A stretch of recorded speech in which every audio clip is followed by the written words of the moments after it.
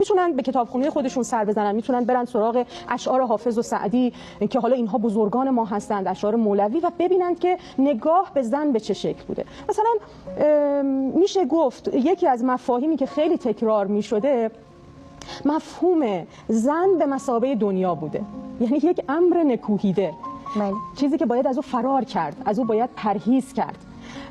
دیگه حافظ رو که ما رو چشم میگذاریم میگه که این عروس هزار داماد، یک عجوزه‌ای که عروس هزار داماد هست مثلا نام میبره. درستی از جهان سوزناک این عجوزه عروس هزار. دقیقاً. یا مثلا توی نگاه مولوی هم همینطور، زن به مثابه نفس دیده میشه، نفس اماره، نفسی که نه نفس مطمئنه، نه نفسی که مثلا راضیه و مرضیه هست که توی قرآن داریم، نفس اماره. و خب وقتی که ما این رو به این شکل میبینیم متوجه میشیم که جایگاه زن به عنوان یه موجودی هستش که پس رانده میشه، تحقیر میشه، تحمیق میشه، کوچک شماری و کوچک انگاری میشه. اما این وسط یک اتفاق عجیبی وجود داره تو اون حوزه ادبیات کلاسیک. اتفاق عجیب حوزه ادبیات کلاسیک ما چی هست؟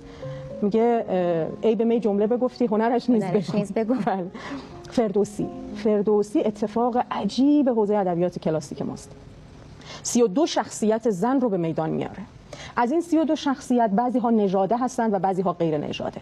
از زنان غیر نژاده برخی خونیاگرند، بعضی در واقع مثلا مشاطه هستند یا شغل‌های کنیز هستند یا شغل‌های دیگه‌ای دارند. و زن‌های نژاده و اون زن‌هایی که شخصیت‌های اصلی رو بازی می‌کنند یک ویژگی‌های مشترکی دارند. حتی اگر یک زنی هستن مثل سودابه که زنی هست با چهره منفی، زن فعال و کنشگره.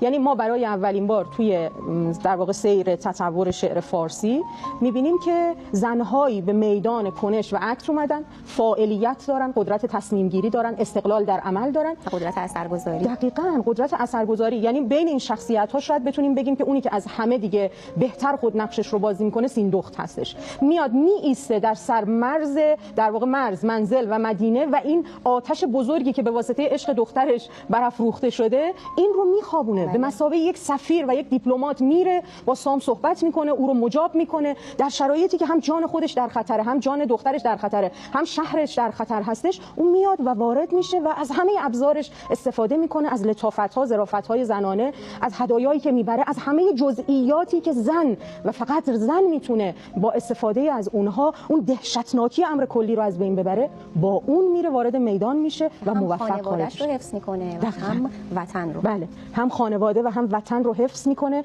و ما اینجا زانو میزنیم در برابر فردوسی. خب این